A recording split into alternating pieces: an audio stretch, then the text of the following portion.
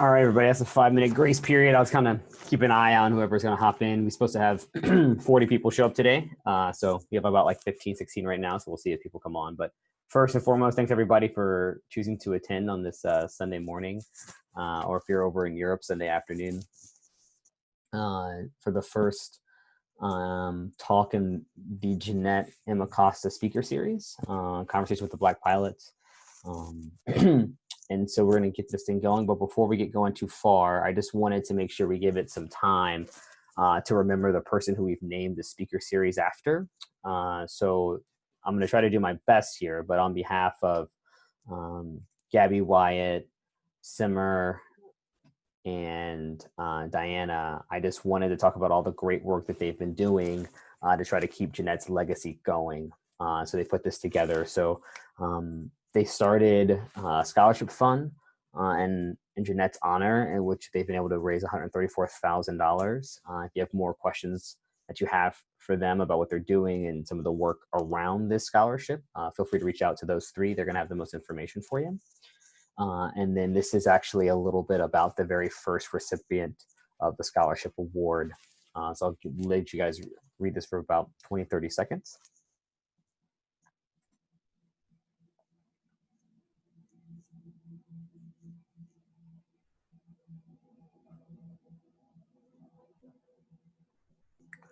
And then lastly, I just want to have about a 20-second moment of silence just in Jeanette's memory as we remember her and all the great moments we had with her.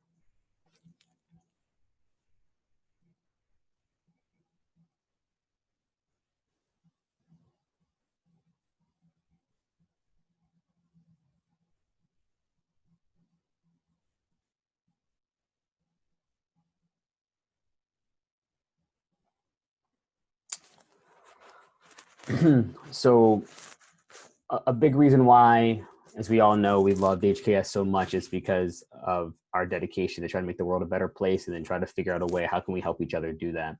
And so in that spirit, we came up with the speaker series where we can ask each other questions, share our expertise. It's kind of birthed out of the fireside chats we used to have back in the day, 8 to 10 years ago. It sounds crazy to say that out loud. And so this is the first one we decided to go with, which is this Conversation with Black Pilot based on the articles that I wrote for the Air Force Times. This is the flow for today. So we'll do a quick presentation, introduction of all the speakers that you have with you today. We're going to break out into a couple small groups like we did for the big reunion.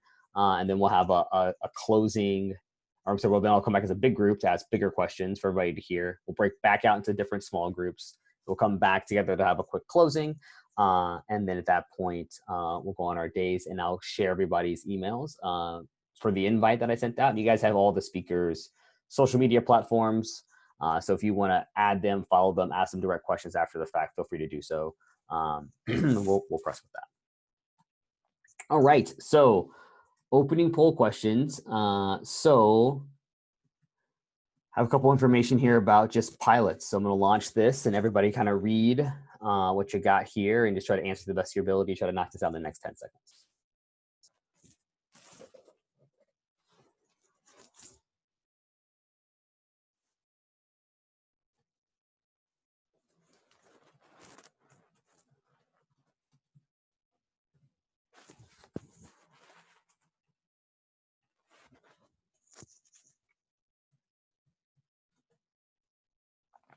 All right. So in the poll here, so a little bit of disparities here. It's kind of all over the place in this one. So for the first question, the answer is as of 2018, we had 12,500 pilots here in the Air Force on active duty. And then for question 2, there's about 260, so a little bit less than 2%, or right around 2% is how many Black pilots are in the active duty Air Force right now. So not too many. And then here's a second question for you guys really quickly. Try to knock these out in the next 10, 15 seconds.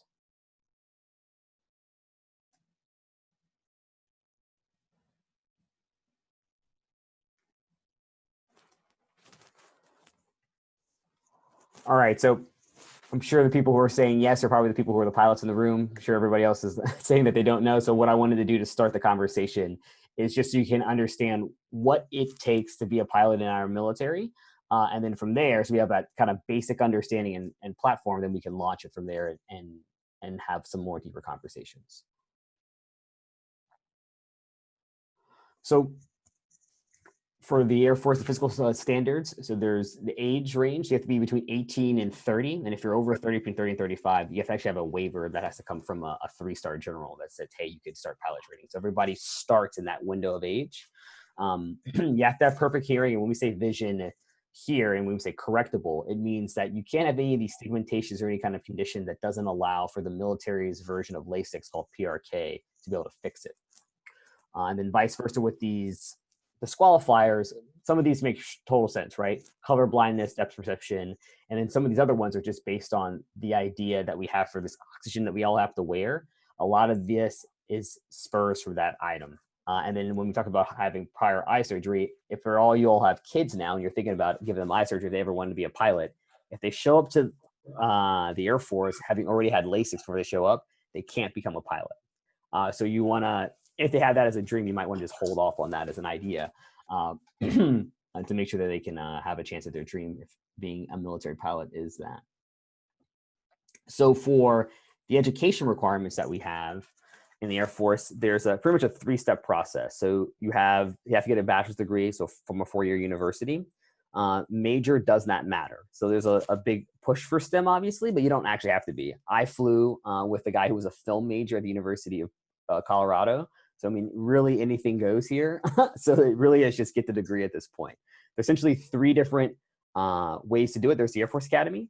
There's ROTC, which is the program that you do when you are at a 4-year university, but you're taking military classes on the side. And then you could also just go get a 4-year degree and then wake up one day at age 27 and be like, hey, I want to be an Air Force pilot and join. And then you would just go to what we call officer training school, which is about a 10-week program that turns you into an officer in the military in about 10 weeks. What's nice about ROTC and the Academy is that when you do those 2, you automatically earn your commission, which is step 2. So it kind of takes out one of these steps in it. That's why it's so sought after. Versus if you don't, then you have to go to officer training school. And the last part about being a pilot is you have to actually get selected for pilot training.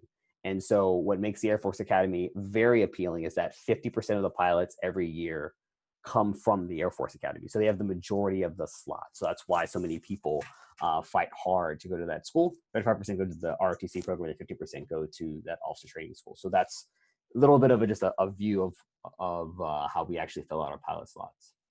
So now you have the pilot training process. So there's essentially 4 phases. As you can see here in this timeline, I don't want to go over it too much, but long story short, if you go left to right, the first 2 phases are the same for everybody.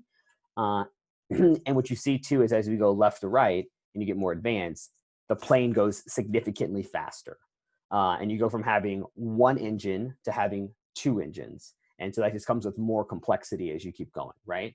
So before you know it, from where you started in day 1, essentially 8 months later, you're flying something that's somewhere between 5 and 8 times as fast, right? So you're just moving across the sky a lot faster. And then last step of it is you have the matching process.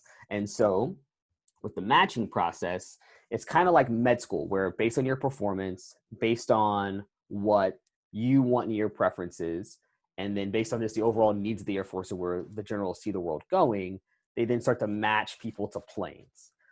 And so there's essentially 5 lanes of types of planes. So fighter, bomber, mobility, special operations, and what we call ISR, intelligence, surveillance, and reconnaissance.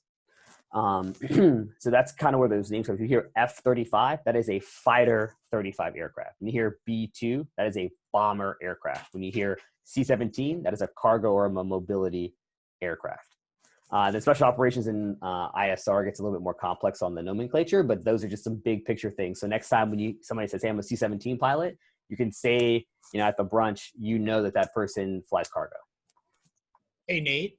Go ahead. Can I ask you a quick question? Do you guys have a quality spread in the Air Force? So in the Marine Corps, like if we have, 6 F-35 slots, two go to the top third of performers, two go to the middle third, two go to the bottom third. Do you guys have a similar, like, when you say needs of the Air Force, is it like that, or does it just pay to be a winner throughout? No, it's near the Air Force. Like, the kind of the pendulum swings depending on the year and the time. So sometimes you might have like a big fighter push, and so it doesn't really matter. Like, we just need more fighter pilots. As long as you get the adequacy situation, that you'll be able to go.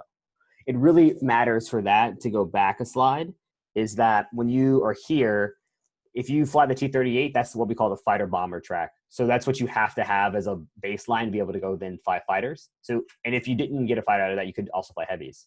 But guys who fly T-1s, you won't be able to fly a fighter out of that. So really, when you have this phase 3, what we call track select, that's really where you're starting to like make that decision-making process at that point.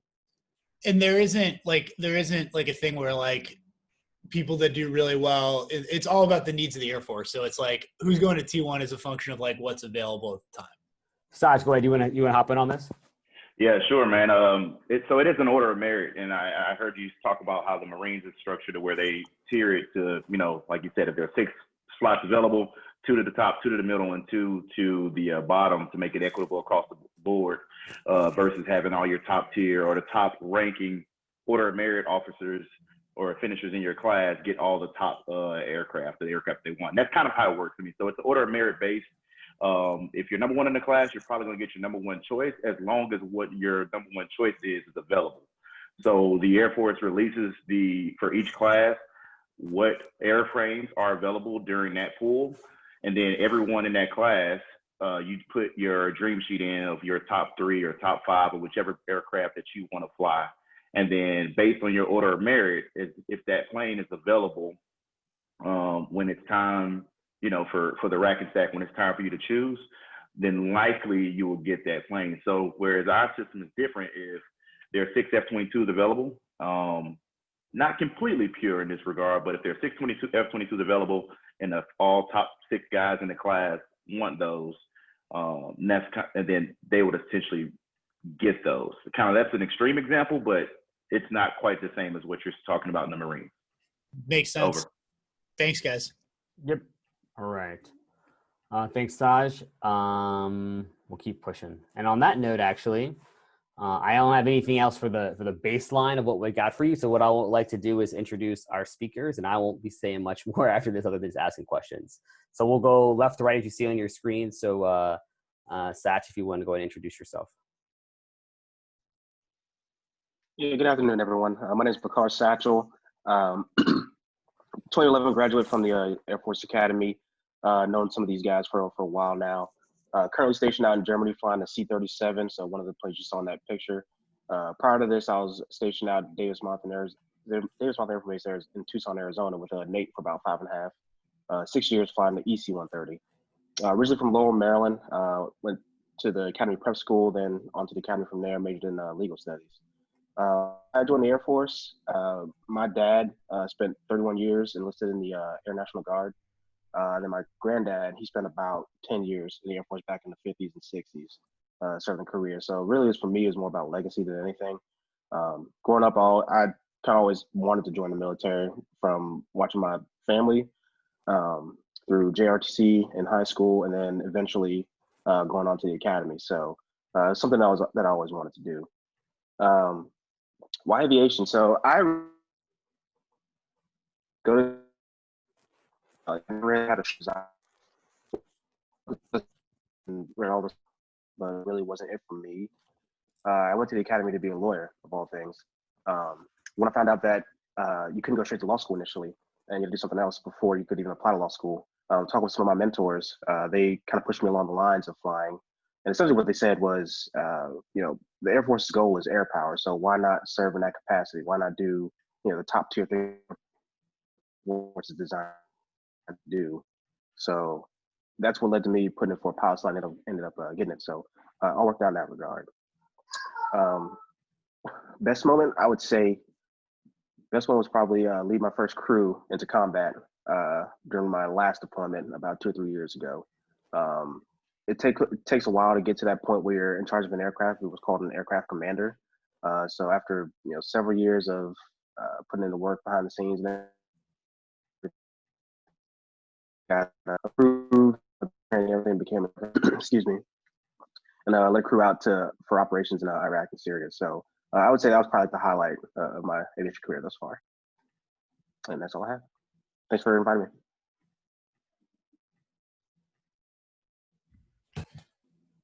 Let's go with D-Walk next. I'm Major Dan Walker, D-Walk, as my friends call me. I'm from Dallas, Texas. I'm also I'm a 2010 graduate of the Air Force Academy. I played baseball there. I'm from Dallas, Texas, originally. I came to the Air Force Academy because I wanted to be a fighter pilot. My great uncle was a Tuskegee Airman, and it's been just in my family for a long time. While I was at the academy, however, I sort of doubted whether I wanted to do that or not. However, the linchpin to my decision ended up being that I saw a dearth in the amount of black pilots in the pipeline, and I decided that, if I'm going to go do this thing, then I want to try and achieve the pinnacle of that, and then try and at least document my successes and make it repeatable over time, and then share that advice with people as I go through. And so my aim was to become a fighter pilot, document that, codify that, and then help others track that down if that's what they wanted to do. I ended up being successful at that. I went to pilot training, got the F-22 Raptor, flew 2 assignments with that, so 7 years at Langley, Virginia, and Elmendorf, Alaska. Got up to mission commander level, and then now I'm an instructor pilot down in Randolph teaching introduction to fighter fundamentals. My best moment was actually my mission commander upgrade, which was after my deployment to Iraq, Syria, and all that kind of stuff. But it was definitely 36 hours of the most intense data-driven execution I'd ever done in my life. And then to go through that, fall in a heap after all that was done and think about where I'd come from, I think the culmination of all that put together was really validating for me. And then also just a sort of a moment to take to myself to really think about what I'd done. So I really appreciated my Air Force experience for allowing me to achieve that and to get the most out of myself.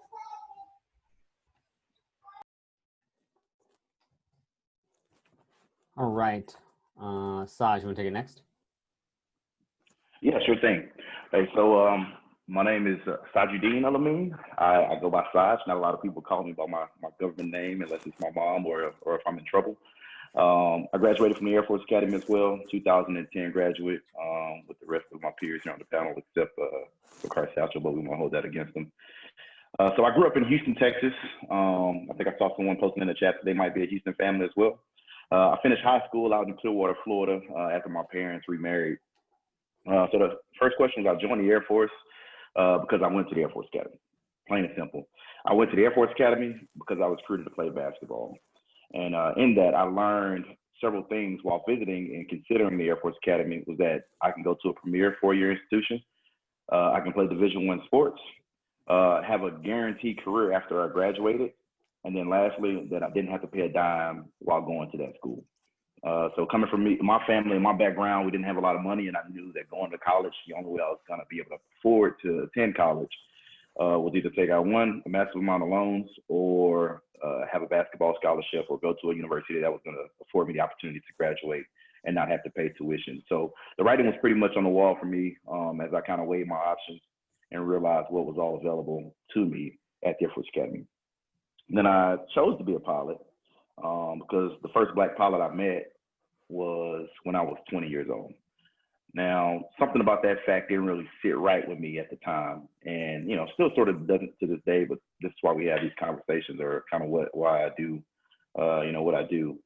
But so even then, when I first met the first black pilot at 20 years old while I was at the Air Force Academy, I was still torn between, committing to this oddity of a career field as being a pilot that was something rare to me versus something I was a little bit more familiar with, like business and engineering. But it was that same black pilot that I met who was very persistent and challenged me and encouraged me to want to become a pilot, because there weren't many of us around that looked like him, that looked like me. So for me, it was sort of a challenge to kind of maybe break the mold, take on this path and do things that maybe other people who didn't look like me had the opportunity to do, and I can be an example and inspire others to do the same thing. So eventually I took him up on that challenge, and I chose to go to pilot training shortly after. Then my best moment in the Air Force as a pilot was actually becoming an Air Force pilot. I had a pleasure of working for a year after I graduated the academy in our recruiting office. And I watched a lot of my classmates go through pilot training phase by phase throughout that year. And a lot of people succeeded, but also saw a lot of people fail. And more importantly, I saw a lot of minorities fail. So it was kind of frightening for me to going into this thinking that, man, I could possibly wash out as well. But when the moment I finally completed the program, completed training, got my wings and became a pilot, that was probably the best moment in my career. And everything after that has just kind of left me humble and proud to even be here. Over. All right, Jocelyn, take us home. All right, so I am Major Jocelyn Flores. Hope I'm not too loud. Sorry about that. I'm excited. So I'm from Stone Mountain, Georgia. I'm a 2010 Academy grad. I majored in foreign area studies, sub-Saharan Africa. So just to put things in perspective about how your major doesn't matter. I am also a 2005 prep school grad. So I had 5 years of college, basically, while some of our peers were direct entry and only had 4 years. I'm a C-17 turned RQ-4 pilot just because the Air Force at the time was overmanned with C-17 pilots, and I was voluntold to come over to RQ-4s because it was a very infant program and didn't have enough experience. It was supposed to be a temporary assignment that I decided to make permanent. Mostly because of family reasons and actually being to go home at night to my wife and now my 4-month-old daughter now. I got into the Air Force because I was recruited for track originally, and I decided to play volleyball at the academy. I played for 3 years. Thanks for the congrats. I chose aviation because, like Saj, I was strongly encouraged by a mentor at the academy who, if you're an academy grad, you know him because he is just a very friendly, charismatic guy. And I figured I might as well try to be a pilot, and if I fail, then I can still go to do another career field. But if I fail out of one career field, I can't just go back to being a pilot. So I figured I'd give it a shot, and we'll just see what happens. My best moment at the academy so far is when I drove my first real assignment at Travis Air Force Base in California. I drove from Spokane, Washington, and I had just finished survival training, i.e. not eating out in the forest, and getting my butt whooped. And it was the first time in my career where I was no longer in training. From basically 2005, since the time I entered the prep school, to 2013, I had been training my entire Air Force career. So I just cried tears of joy when I went across the Golden Gate Bridge and decided that I was going to live in one of the most beautiful cities in America, San Francisco. And Jocelyn, can you just help everybody out? What's an RQ-4? So an RQ-4 is a remotely piloted aircraft. It's a reconnaissance aircraft. It's the Air Force's biggest unmanned aerial vehicle in its inventory. And essentially, we put the manned and unmanned. It's got a lot of different people that have to launch it, have to control the sensor that takes all the images, and then we basically process, exploit, and disseminate that data to various customers all over the world. Awesome.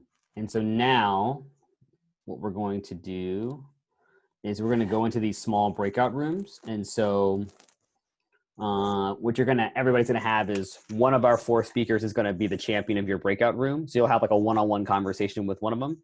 Then we'll bring everybody back to the big group, and then we'll break back out into small groups. So that's kind of the flow for the next 25 minutes. So what I want the speakers to talk about here is explain a day in your squadron when you're flying, and then explain a day in your squadron when you're not flying, because I'm not sure everybody fully understands what it's like when you're not flying as a pilot. So with that, I am going to, stop share, and let's see if everybody's assigned to a breakout room. Let me make sure. I think everybody is now assigned. And here you go.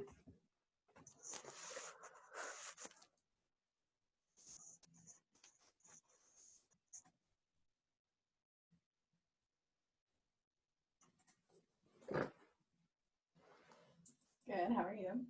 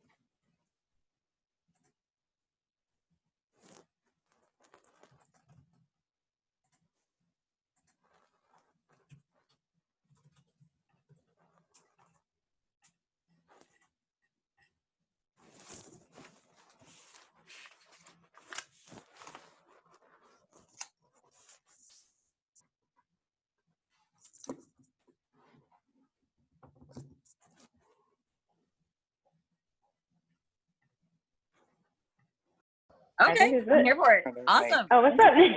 Yeah, I'm just gonna listen in on this one. I was just like, I was to make sure everybody was good before it, but I'm in. But I'm not here. I'm just a fly on the wall. That's fine. We're You're just welcome. loving on each other, Yeah. giving us each other some love. So the first question was to explain a fly day in my squadron. So I'm gonna give you like just the basics of even more basic about what I talked about earlier about what an RQ4 is, what we do, because it's such a unique mission, and it's very, very different than manned flying. So I just got to NATO.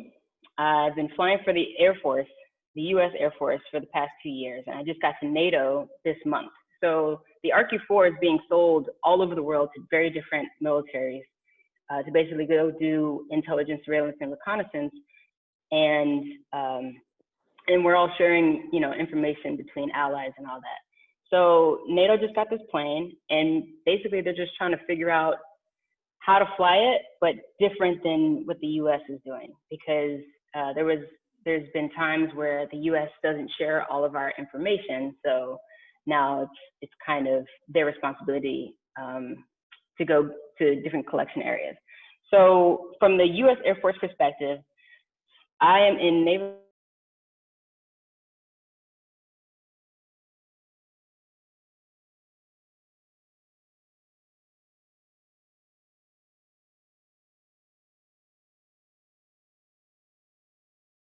We're very highly trained and professional group of guys who make sure we get the mission done. So once we take off and we take them wherever they need to go, sometimes we'll stay the night, sometimes we'll drop them off and have another crew come back and pick them up. There was a time I spent 4 days in Scotland while the party was on the ground, traveling around and doing all their meetings and everything. And we enjoyed the luxuries of a nice hotel and tour the Highlands. So it's a lot of perks and privileges that come along with the job. So it's kind of the day in the life of flying. When I'm not flying, I operate as an executive officer to our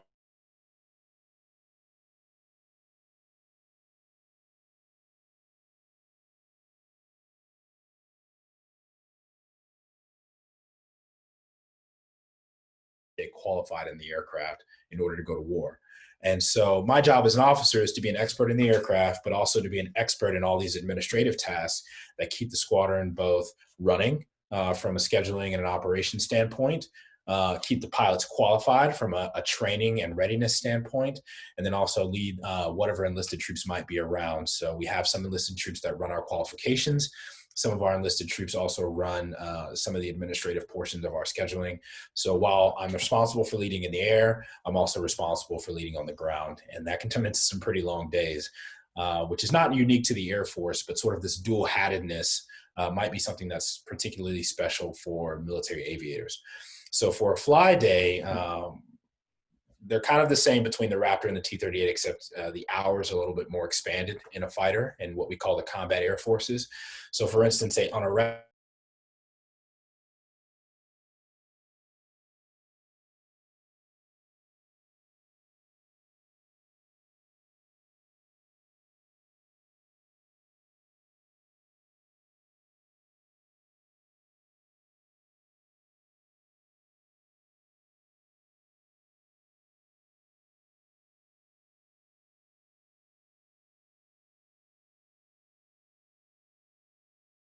a little different with COVID.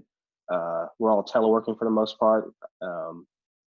Generally, we'd all be in a squadron about, your standard, 9 to 4 hour type day.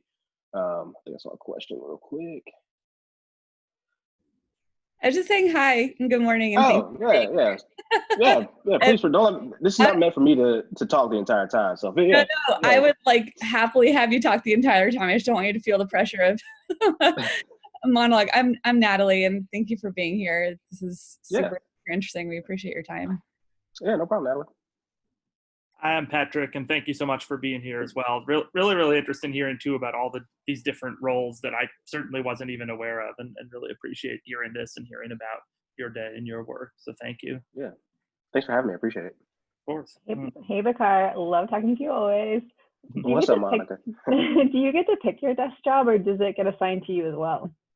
So it gets assigned to you when you arrive here. And the neat thing about this squadron is everybody's generally older in their careers.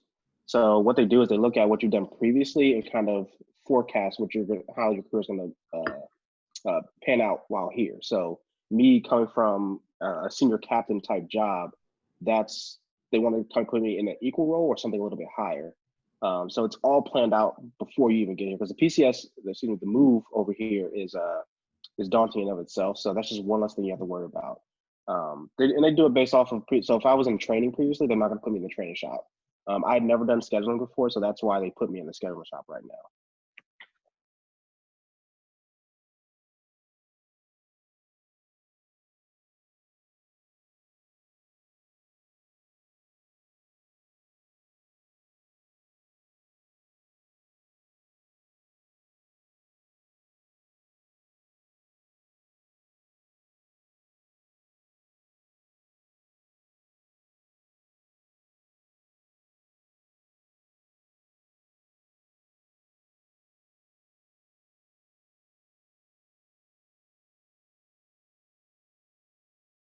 Project models. Nick is probably going to tell us we need to leave soon. But I was curious, when you mentioned the 12 hours and the 12 hours, it sounded like from that there wasn't a lot of time. It's very immediate, like, you get a briefing and then you get up and you go. Is that realistically how it is, that the focus?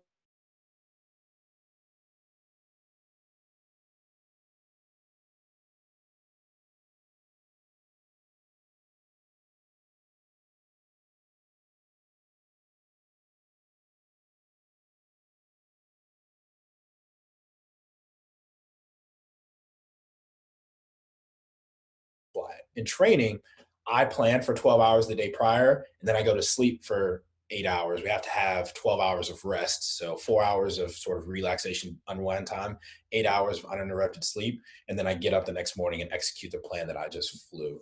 And we do that in order to sort of mimic what we might do in combat, having this standalone planning time and then transitioning that into a long day, because missions over in Iraq and Syria were 8 hours of flying with an hour and 2 hours on either side. So they were 12-hour days of combat, essentially. Great question. One question I had for you is the concept of trust building, because obviously it relies upon the coordination of just so many different people. What do you think are some of your unique reflections on building trust in your team? And what do you think are some kind of unique perspectives that the Air Force has to kind of building that underlying trust? That's a great question. And this will be the last question. I think we have 2 minutes left. Trust requires multiple facets. So it's not just a fuzzy concept in the Air Force, especially not for me as an instructor or a fighter pilot. One, I have to be able to trust myself, knowing that I got through a certain process and I have certain capabilities. Then I have to trust the process to give me wingmen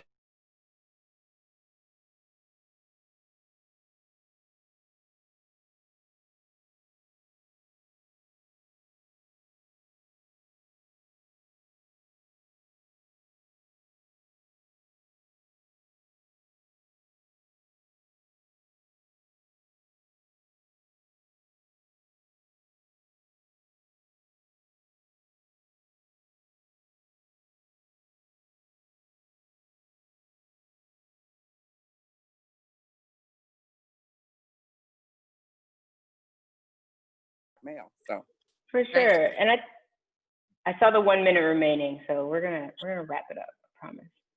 Oops, I messed up. But yeah, I was just gonna say, like, the Black male pilots actually do a really, really good job of taking care of each other. So the Black female pilots, we're like, we're trying to work on it and communicate a little bit more, but everybody's just off in their own world, and everybody's geographically separated. So just trying to use social media to stay in touch has been kind of a struggle. What is that number of the Black? So Nathan gave the 260. So what's the female out of the 260? Active duty pilots is probably closer to about 60. Wow. Probably less. So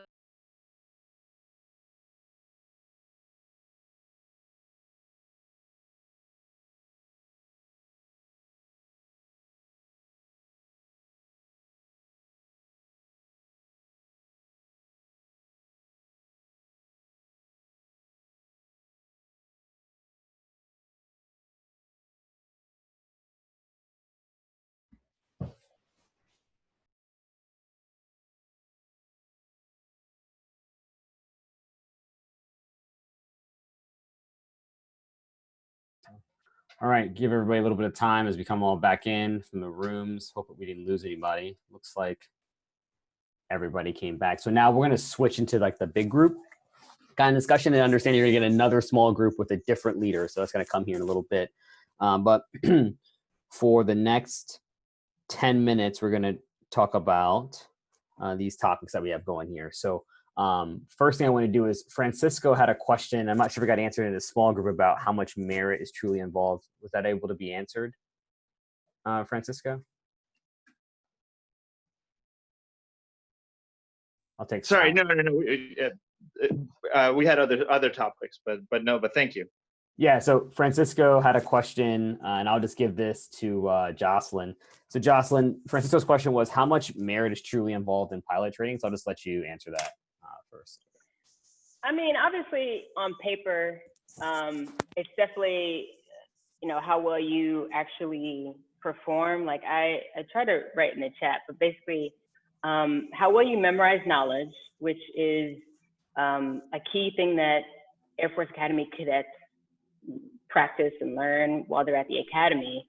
How well you memorize knowledge, and then your reaction time. So your hand-eye coordination. If you tend to do better if you're an athlete, because they tend to have they can think quicker on their feet. They tend to be more athletic, and those are the type of skills that people normally do well in pilot training. It's not normally the person who, just because you went to the Air Force Academy or just because you went to whatever ROTC program, you're not going to necessarily do better than anybody else. So there is quite a lot of actual performance.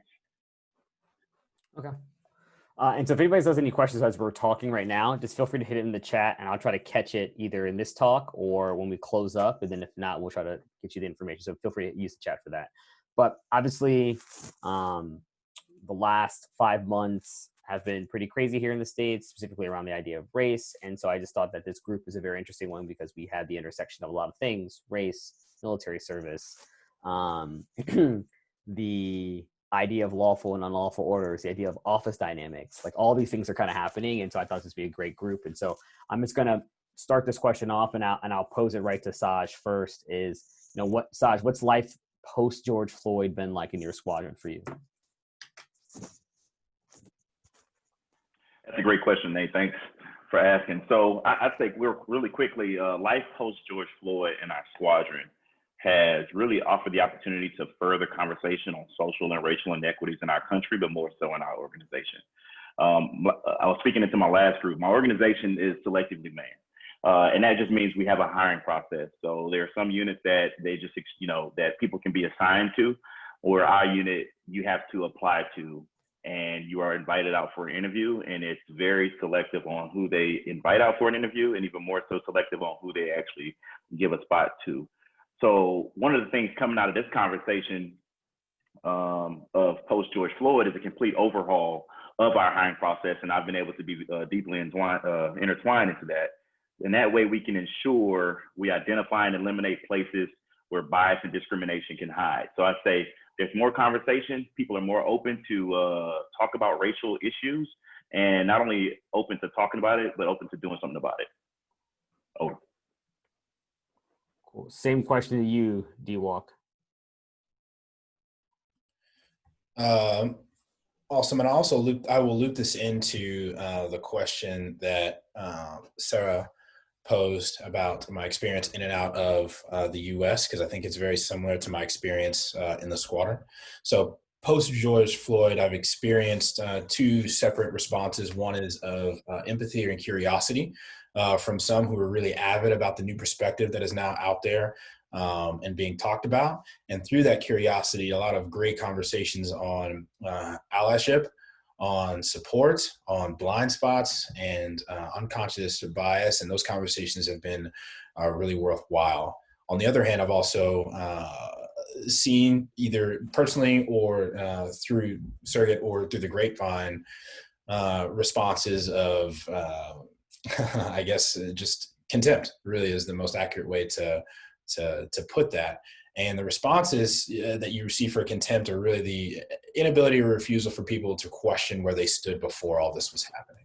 And I link that to my experience in and out of the US, because outside the US, I actually ran into a lot of empathy, curiosity, and a willingness to support that the person speaking to me may be from Germany, not fully understand exactly what's going on, but they want to know why someone that looks like me in my country feels the way that we feel. And from there, we have a very in-depth conversation on why that is and how we can get to, maybe not even some actionable solutions because I'm in one country and you're in the other, but how can we make the most of our interaction between these two people? And I think that that's something that I've seen from foreign interactions that I don't really get from American to American, because Americans are really confident about where we stand and believing that where we stand is the most correct position. And that isn't always true for either position, really.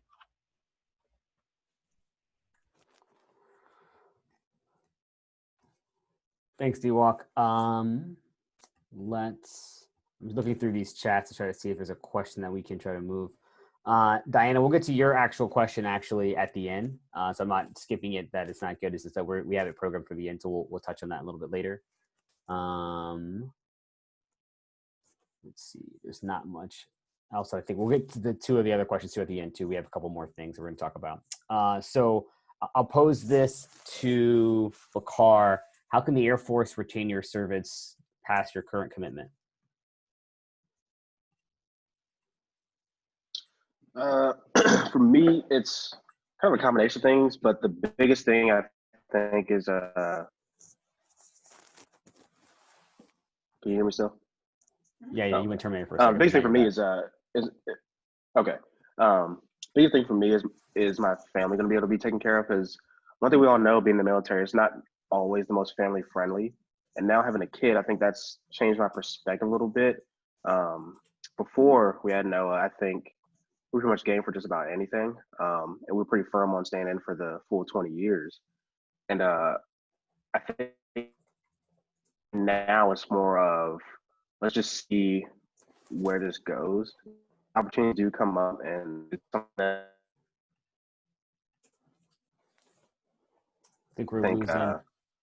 I would take that. But if the Air Force does provide those opportunities within the service itself, then did you lose me? I think you're back now. You're good now. Okay. If the service can provide that within itself, then that's something I think that would help. And then just from the diversity aspect, I think continued progress. Like you mentioned, this past 5 months has been a wake-up call for a lot of people. So seeing some of the movements that have been made, some of the conversations being had and everything like that, there's actionable things happening. I think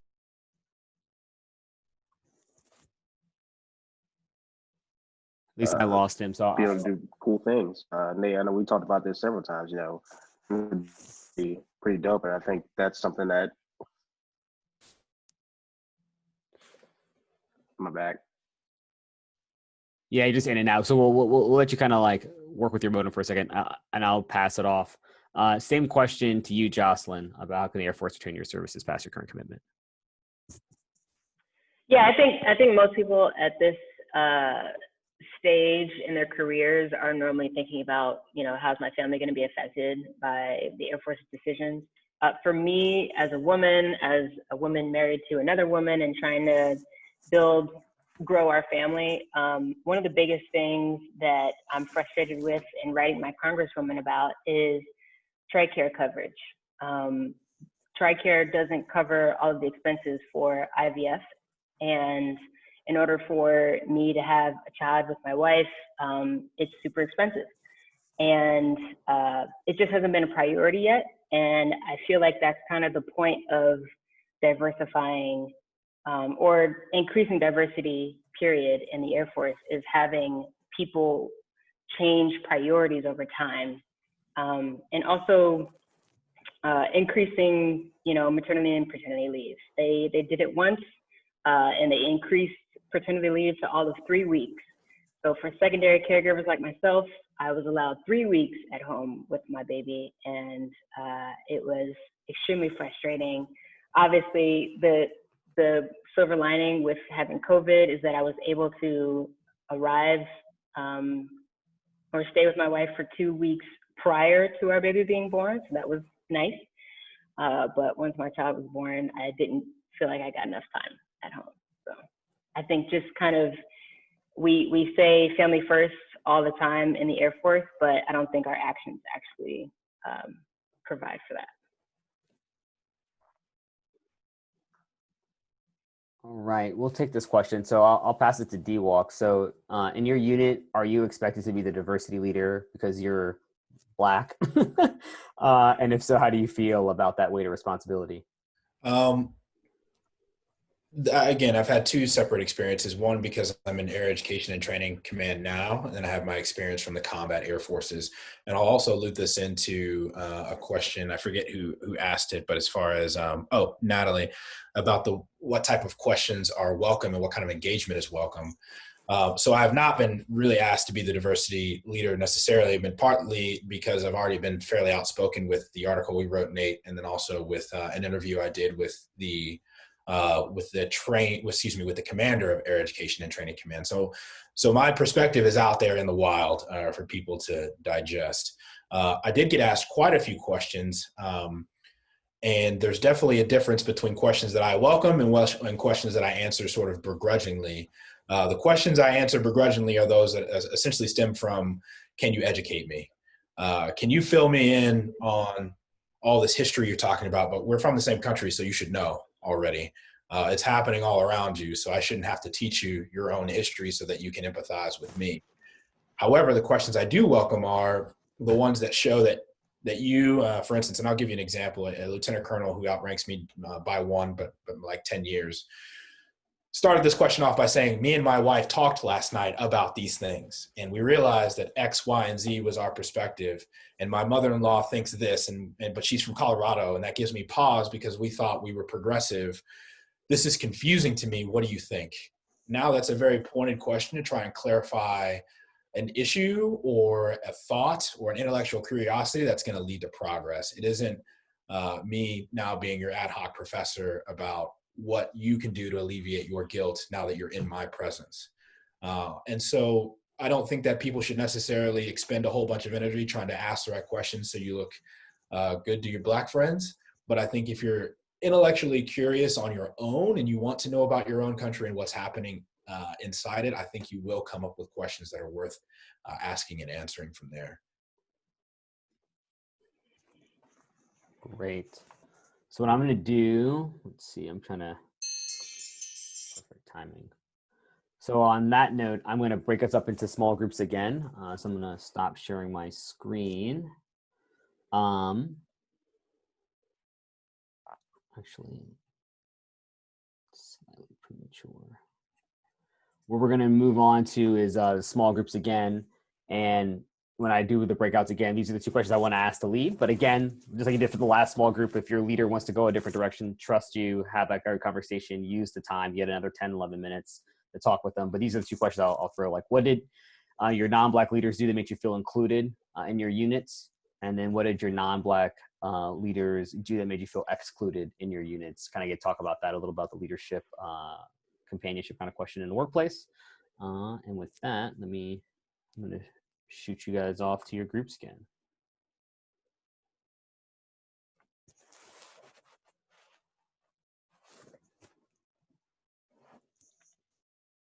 Bakar's still in mine. Is he? Mhm. Was he in yours first time? I have Bakar and Diwak. Let's see. Close all rooms. You're telling him for everybody.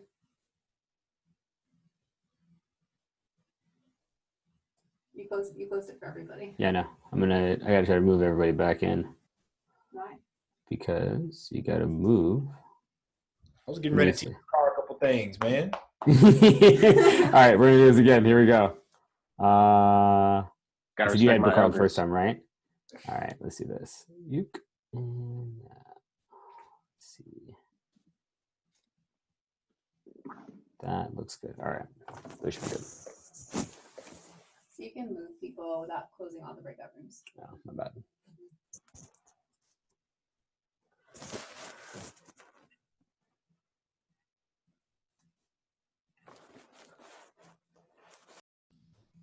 Thank you for that. I was just chatting away over here, but damn, I'm excited because I thought I was gonna lose you all. But I've met the Mills and the two. Let's see, Shashawn, is that correct? Okay, yep. Perfect. And Sherry, that seems. Hello. All right, that seems simple enough. That's great. All right, well, so we'll jump right in it, and then I'll try to have the question answered in 5 minutes or less, and we'll save the rest of the 5 minutes for us to just kind of have a discussion and answer whatever questions that might come up for you. So without further ado, what did your non-Black leader do that made you feel included? I would say the answer for me is sponsored me. I had a non-Black leader sponsor me earlier in my career that I believe set me up to be as relatively successful as I am now. And the difference, I believe, not only did he give me advice, he didn't just mentor me, but he actually sponsored me and acted on my behalf to put me in positions to succeed. And that's what that leader did for me, and that's why it was so important. So what he did was gave me an opportunity to excel and tap into my potential. And it was during a major visit from our MAGCOM commander, who was, a 4-star general. So let's say if you're working for Amazon and you're working at an Amazon warehouse, all over there are certain pockets of Amazon warehouse spotted all over the country, right? Or even all over the world. And Jeff Bezos is coming to visit your warehouse. And your boss has one opportunity to pick one person to lead that visit and put you in front of Jeff Bezos. Who is it going to be? And obviously, there were a lot of qualified non-Black candidates that my leader could have chose, he could have chose, but he chose me. And, I did well. I was humbled by the opportunity. And when the 4-star came to visit the base, he actually coined me, shook my hand, and later on even offered me an opportunity to come work in his headquarters building a couple of years later. So that was an opportunity that presented itself from a non-Black leader that I was excited to have, and where a non-Black leader kind of made me feel like I was included. And on the flip side of that, what has a non-Black leader done to make me not feel included? It was when I was in pilot training. And like I said, I watched a lot of I know we were talking about this earlier, Mills. I watched a lot of my peers did not make it through pilot training. And in one of the first phases of pilot training, I had my flight instructor, my flight commander, actually the one who's in charge of our class, on a flight as we're getting ready to, we got done with one of our first flights, tell me that I don't think you belong here and I think you should quit. And if you don't quit, I'm going to do everything in my possible power to make sure you don't make it. I'll let that sink in with you for a second. I felt absolutely excluded. I felt like I felt, broken up. I felt torn down. And I've been a part of a lot of, brash comments before from coaches.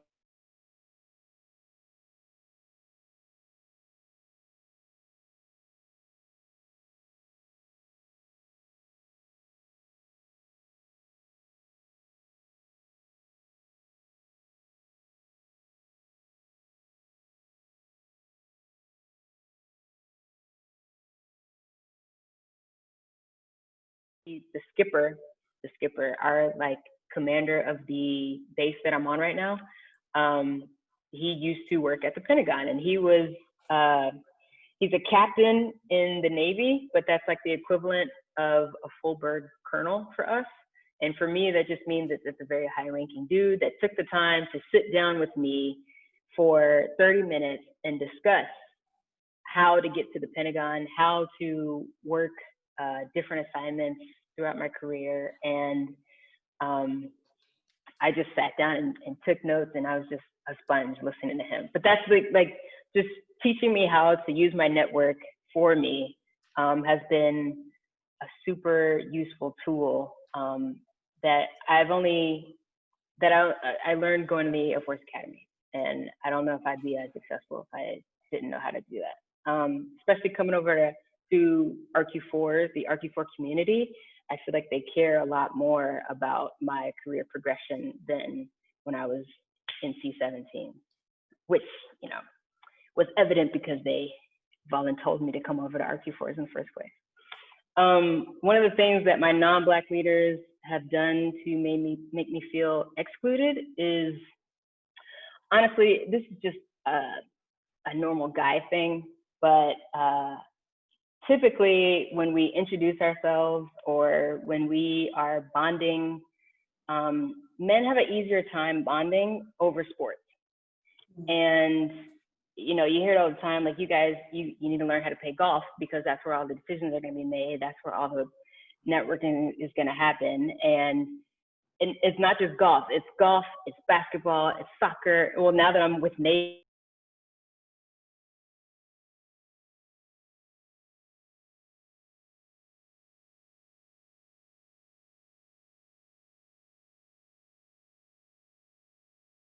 Can you empathize with an individual that even though there may be some underlying circumstances, can you empathize with the fact that a man lost his life and that, you know, he was someone's son, someone's husband, someone's father?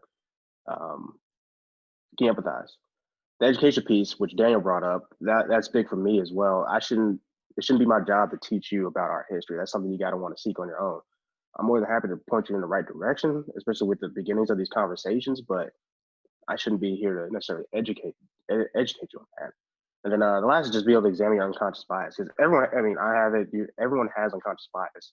It's just a matter of, are you willing to admit that, and how's that affecting you in your personal life, and then more so, how's that affecting you in your work life? Because again, we have these leaders in these positions, and if their unconscious bias is showing, or it's not necessarily showing, but if they have unconscious bias that can negatively impact someone's life, someone's career, someone's entire future, and you may even lose that individual after their 4 or 5 year commitment because of whatever their leader was feeling and how they progressed their career. So that was the big thing from this summer. So I did that with the squadron, then to a higher degree level. We have the squadron level and what's called the group level. I did one with a bigger audience with the group. And it was the same thing. We sat around, asked a couple questions, talked about kind of how we were feeling and where we wanted to go from that point, and we wanted to see down.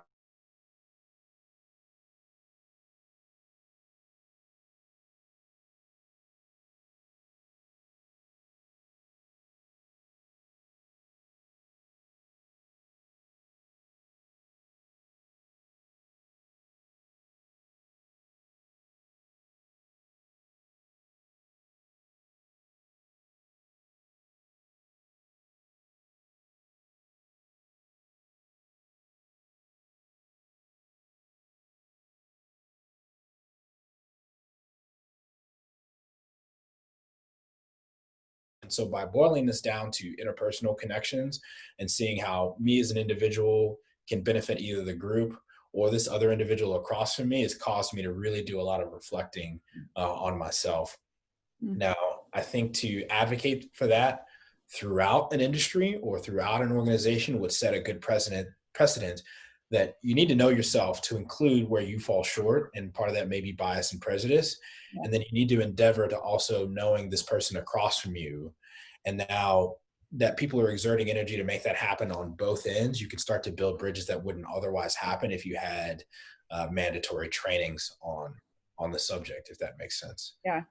because I do think that there's real quantifiable value to having women in your space, to having different ethnic backgrounds in your space. But unless people really accept that that's actually the case and it's not just a social justice warrior initiative, then there's really no incentive for them to put any action behind it.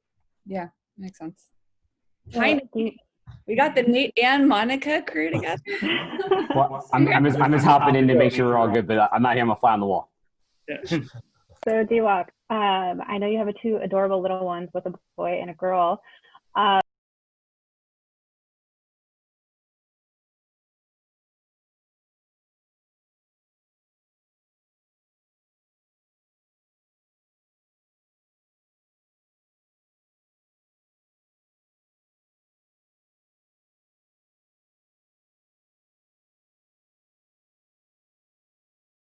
I am just like George Floyd. I am George Floyd. So having that conversation and people being able to realize and see and say, wow, you know what, dang, Saj, I would have never thought something could happen to you like that. But Saj, you're my brother, and I want to be able to protect you. I want to be able to understand where you're coming from, and I want to change my perception of how I see Black America, and be able to go forth and help the narrative move forward and help the conversation move forward and make change overall. So that's something I feel like I've been able to take up with one of the things that I've been involved with.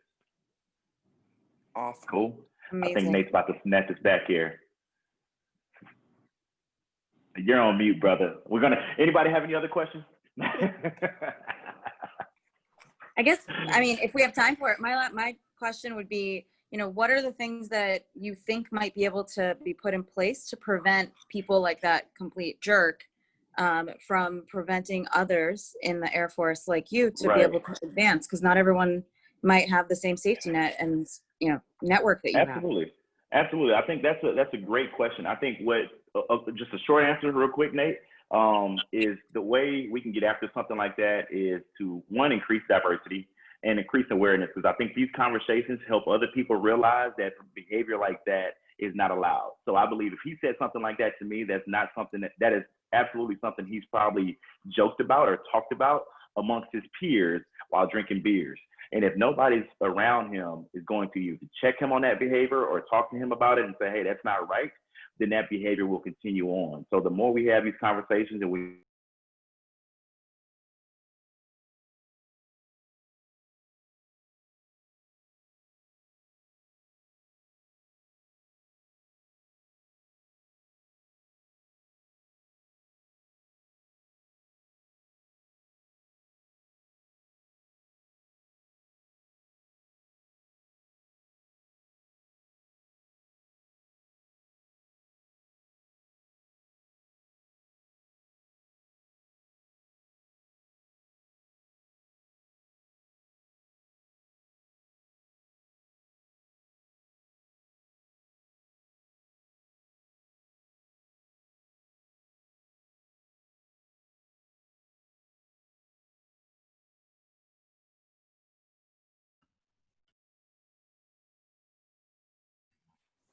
All right, I think we're all flowing back into the rooms now, looks like. All right, so we're just gonna go down the line with everybody, and we'll start with Jocelyn on this one. So inside or outside the Air Force, or everyone you want to talk about, what does racial progress look like in the US to you? It's kind of interesting too for you, because since you're at overseas too, right? So I'm interested to hear this perspective for you and however you want to think about this.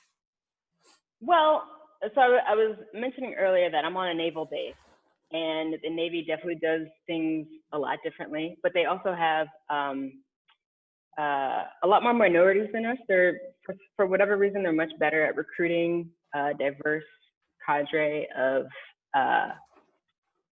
people into their ranks. And I do feel like I actually have a lot more camaraderie here than I did at my previous base, which is weird because I'm overseas. But there's just more groups that get together and have fish fries and celebrate Juneteenth and all that other stuff.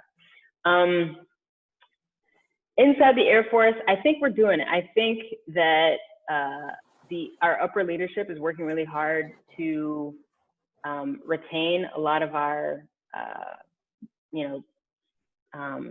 Black officers. And like right now, I think our Chief of Staff of the Air Force is Black. Our Chief Master Sergeant of the Air Force is Black.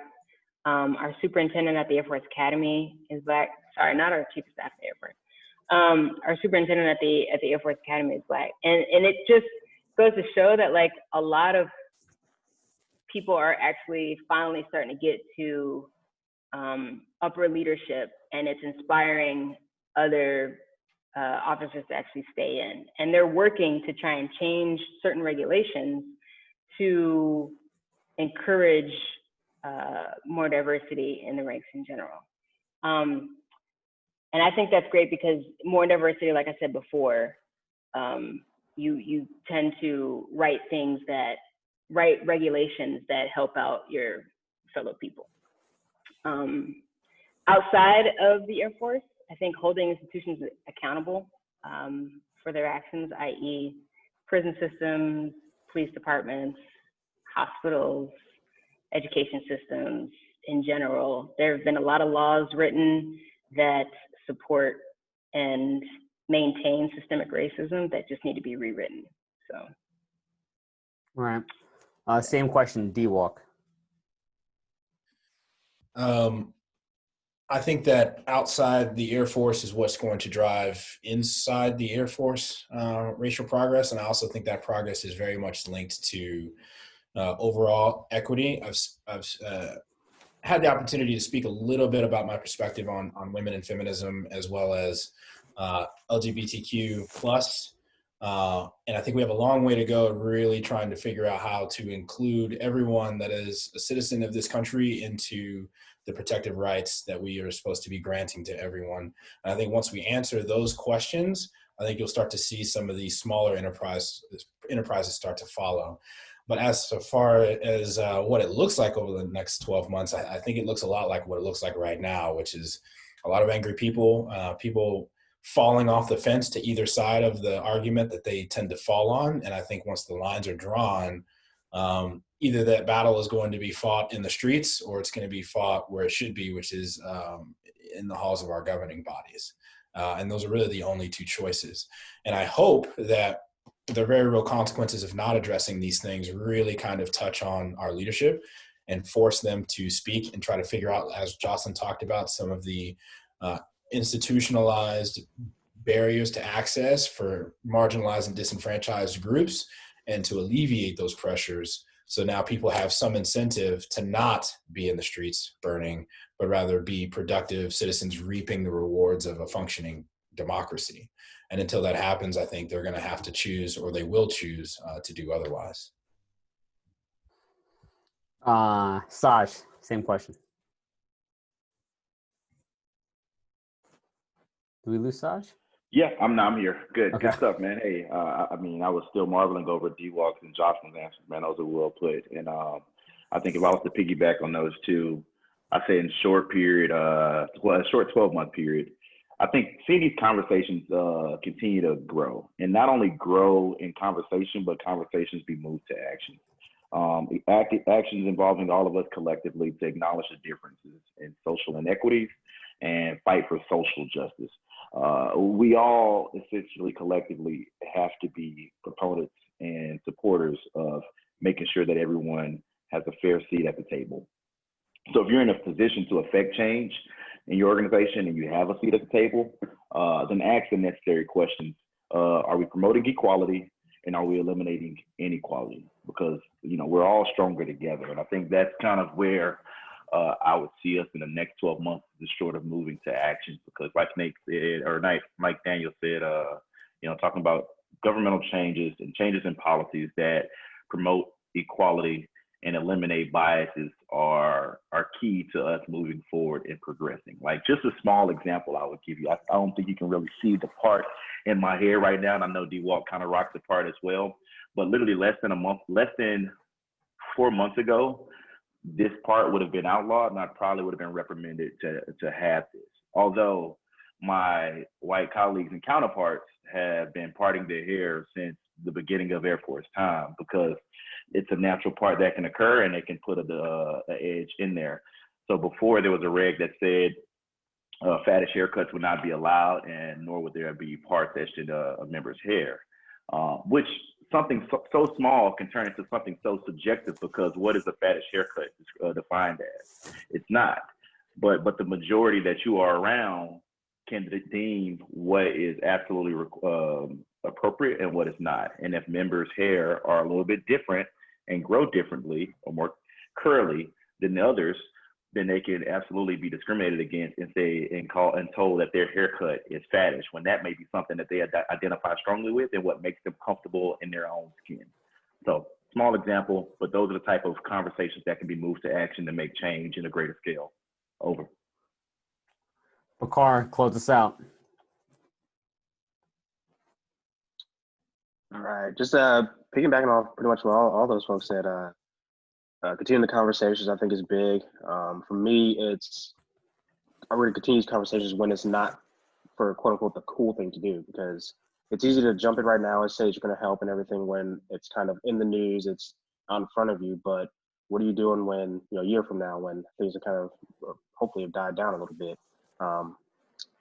So that'd be the biggest thing for me too. And then as far as action within the Air Force, for me, kind of what Sasha said, just a little thing. One thing that I would say for progress would be the disparity in punishment. So that report came out a couple months ago that African Americans are 2 times more likely to get harsher punishment for similar crimes that are non-people of color are getting. So that data, that information has been out there since, if I recall, somewhere around 2016 or so. So it's been a couple years. So I would say now that information is out there and they've created these task force and panels to attack that issue, I would love to see in the next 12 months some actionable tasks that can come from that.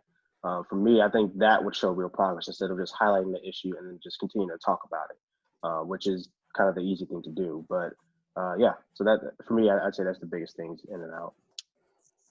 Awesome. I feel like we could keep this going for a while longer, but I got 2 tasks and we'll close this thing out. And like I said, I'll send the invite out again so you guys can follow these awesome people on socials. They're all good follows in their own way. Everybody has kids minus me, so you can get some good laughs from the munchkins. But I will launch this poll for everybody to fill out.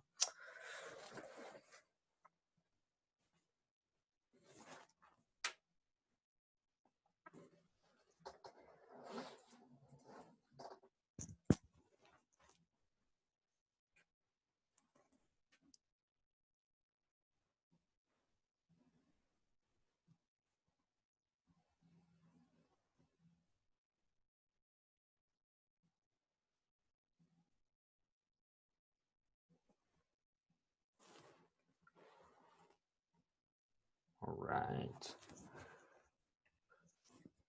So, looking through, it looks like everybody learned something about the Air Force and then just how to, be a better ally to the Black community. And then people are interested in learning about the Air Force, professional life, and then Black community personal life. So, again, feel free to reach out to me, these people, and directly. We're all here, happy to help. And then once again, thanks everybody for showing. And then the last thing I would like, all right, so think about this. We did this last time for our reunion. I kind of want to make this a tradition so we can all kind of have these for the time capsule. But over the next, I'll give you guys 60 seconds to think about it. And 1 tweet, so 140 characters, and don't hit send until I say, hit send, hit the go button. What did you learn about the Air Force, or how are you going to be an ally to the Black community in your personal life or professional life? Just kind of think about it. I'm going to set a 60-second timer, and then when I say go, everybody go ahead and hit enter, and then we'll keep it, and this will be kind of our keepsake from today's events. So we're putting it in the chat. Yeah, so everybody put it in the chat once you have it ready to go. 60 seconds going now.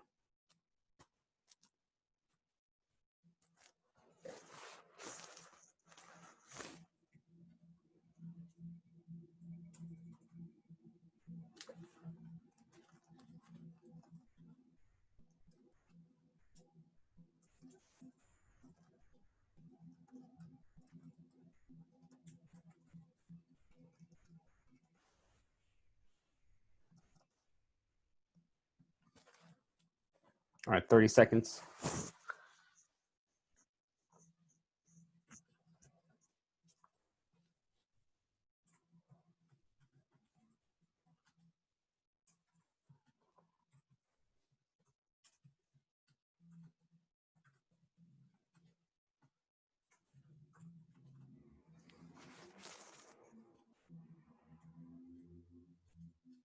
All right, 5, 4, 3, 2, 1. Everybody hit enter.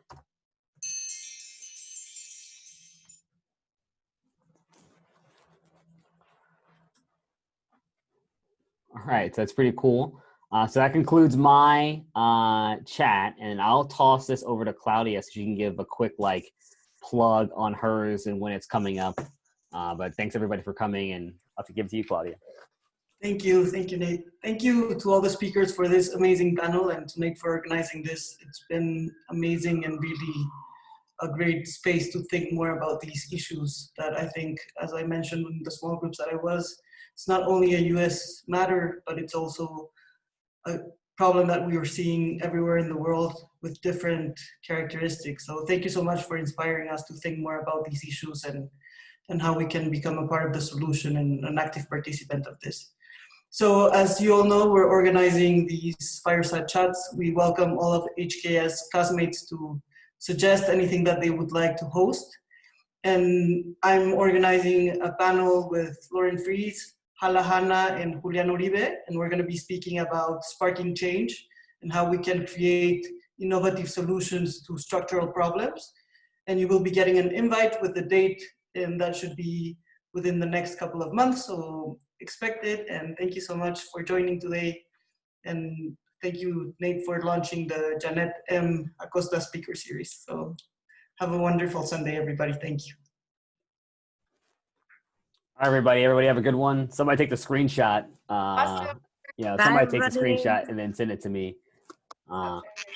Thank My you. bad.